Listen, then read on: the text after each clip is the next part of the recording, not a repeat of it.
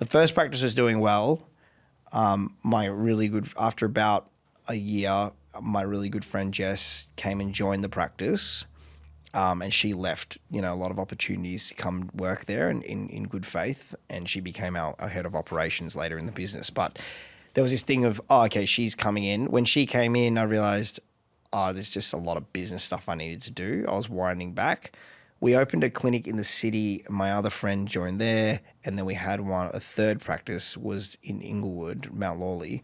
And I think that moment, I really wanted one of my closest friends at uni was a guy named Matt. And I remember thinking, I really want Matt to come in, but we can't really afford him to come in and he's doing really well at his job.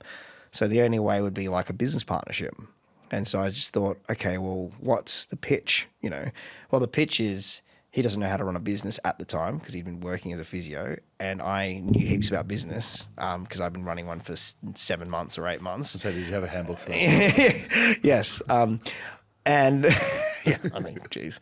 So, and I just asked him like, hey, we could just be business partners. Like I'll do the businessy stuff. You just handle leadership, taking care of the patients. And then we could work together. And that's your business. You take care of it. Like, cause he had like, I remember, and this is classic 22, 23-year-olds, but this is all in the first year, like and he was like, I've got this Europe trip, like planned, like 12 weeks, priorities, right? At 22. And I'm like, mate, go on the trip. It's fine. We'll work it out. Like, it's like, but that's like the starting 12 weeks. And I'm like, we'll work it out.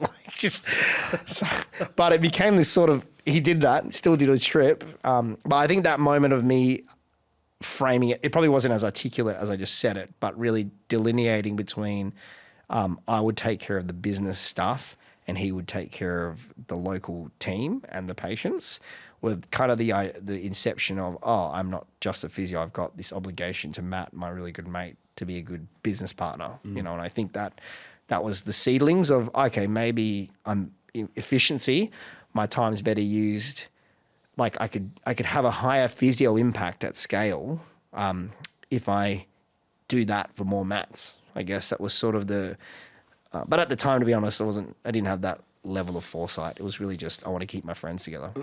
Yeah, which is cool. I love that about your story, especially because you've been able to bring, your mates with you as well. So look, we're not going to be able to go through every acquisition you've ever made in business, right? So we're going to I got to find a way to put a bow around it a bit. So if that's the first kind of thing, and then can we fast forward, and I want to then come back to some decisions you made and challenges you faced, but can we fast forward to like what it ended up as? Yeah, in the end, and most people don't know what Life Ready was, or they just knew it as clinics, or they knew it as whatever, and that was fine. Like my personality, and one of my business principles is you should always operate under the radar. The limelight doesn't bring anything good, other than stroking your own ego. But I think, and it also allows you to operate with humility with your, and because I had friends that were running those practices. I was really fulfilled by seeing those things work out, seeing me play a role in my mates doing well. But I remember bringing in investors, and they challenged me. I remember flying around the country trying to meet with these big, impressive people. No one would even meet me in WA at the time, because at the time there was only private equity funding was really and fun. There was no venture capital market, which is sort of that trendy stuff we hear about today. There was only private equity. And the concept of family offices, well, frankly, I didn't know about back then. And no one would even meet me in WA because he was really about mining. This is, whatever it was, 13, 14 years ago. So I remember flying to Sydney and Melbourne a lot, and a lawyer patient of mine opened up all these doors. I remember chatting with these families, and what was unique about my experience in Melbourne and Sydney, everyone would give me time. They'd all coach me and help me. I remember going to these fancy boardrooms and being so like overwhelmed, but they would just sit down. Even they're like, well, business is a bit small, not really. The person we ended up going with challenged me. They said, I'll invest on 2 conditions. They said, one, at the time I was raising money to learn. I realized as the business grew, we opened, fast forward, we had 12 clinics or something like that. 8 to 12, I can't remember the precise number, but more than I could do. And I had they were all run by friends, like my closest mates. So I was really invested because I care about my mates, and I'm promising them I can do the business stuff. But really, at that size, you're over 100 staff. Like, or maybe I'm like, I have no idea what I'm doing. I know slightly more than them because they're taking care of patients still and doing leadership stuff, but I'm like got no clue. And every week, me and Jess, who started taking on more of a support role on the corporate side or operations side, I wanted to call it corporate at the time, we're just like, we just need to find more and more help. And I tried it, realizing, I'm just out of my depth. So at that point, he challenged me to say, look, your imagination's too small. You just want to open more clinics. He's like, I'll invest if you increase your imagination. And obviously he knew how to wind me up because I was sort of like, what do you mean? My imagination is too small. He's like, you're just doing clinics, but you don't run clinics. You run healthcare businesses. And the problem you're solving, which is lots of little businesses need back-end help to grow and scale, that's true across the entirety of healthcare. And your vision's just too small.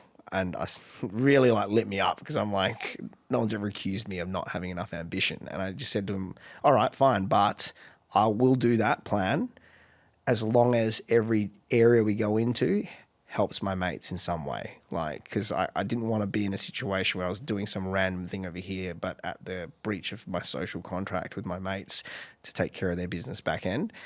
And the second promise he said he wanted me to make was, I guess, so that first one, increase your ambition.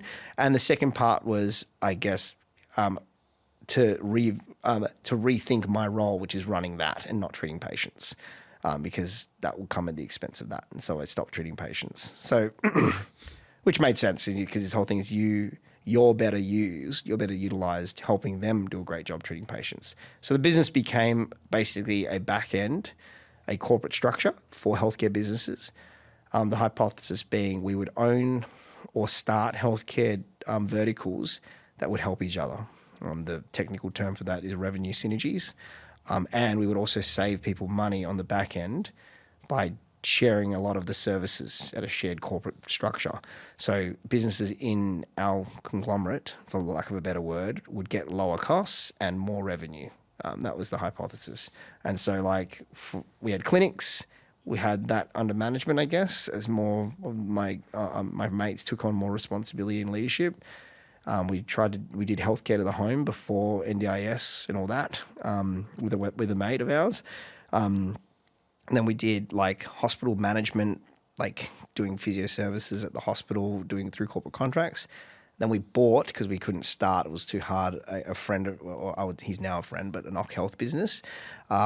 And helped that grow, and he joined the company, which gave our clinics and our mates exposure to corporate contracts. So you just can't win if you're a little clinic.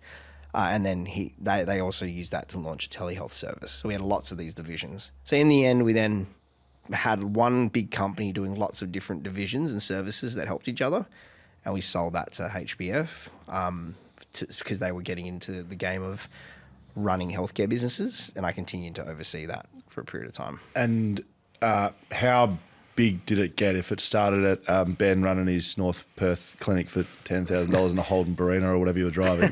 How many clinics and staff? And because you were CEO when you exited, CEO exited. So I think at our peak, it's hard to measure because we obviously lost,